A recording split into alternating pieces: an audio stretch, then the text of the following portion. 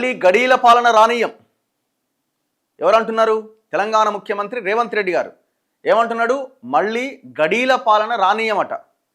2034 వరకు మా ప్రజాప్రభుత్వమే. ముఖ్యమంత్రి రేవంత్ రెడ్డి ప్రజలకి మీరు చేస్తున్న పనుల వల్ల, మీరు చేస్తున్న పరిపాలన వల్ల ప్రజాపాలన వచ్చి రాక్షస అరాచక పాలన కొనసాగిస్తున్నారు మీరు. ఓకే, సో మీరు చేస్తున్న పరిపాలన ఇప్పుడు 2 ఏళ్లలో ఏం చేసినారో, వెలుగుమట్లలో ఇల్లు కూలగొట్టినట్టు, రంగనాథిని ముందు పెట్టి పేదోళ్ళ ఇల్లు కూలగొట్టినట్టు, హామీలు నెరవేర్చమని పక్కన పెట్టు, మిగతాని పక్కన పెట్టు. కనీసం ప్రజలు ప్రశాంతంగా బతకడానికి అవకాశం ఉందా? మార్పు దిశగా మీరు అంటున్న ప్రజాపాలన మార్పు అనేది అయితే మీరు హామీ ఇచ్చి ఓట్లు వేయించుకొని అధికారంలోకి వచ్చారో ఆ దిశగా మీరు చేస్తున్న ప్రయత్నంలో ఒక్క అడుగైనా ముందుకు పడ్డదా?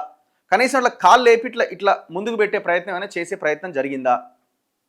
జరగలే. ప్రజలు దేనికోసం వెయిట్ చేస్తున్నారు? కొంత చేంజ్ కావాలని కోరుకుంటున్నారు. తెలంగాణ ఎందుకు వచ్చింది?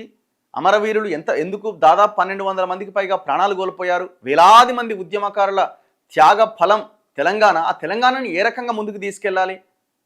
ఆ దిశగా ఈ ప్రభుత్వం అయినా ప్రయత్నం చేస్తుందా? కేసీఆర్ చేయలేదు. 10 ఏళ్ళుగా మొత్తం మింగిరి అవతల పడ్డారు, దోపిడీ చేసి అవతల పడ్డారు. అందుకే కదా జనం వాళ్ళని మార్చింది. మీ పరిపాలన ఇట్లాగే ఉంటే మీరు అన్నట్టు జనానికి కూడా భయం అవుతుంది. మళ్ళా ఈడు పోతే వాడు పోతే వీడన్నట్టుగా మళ్ళీ వస్తారేమో అనే భయం జనాల్లో కూడా ఉన్నది.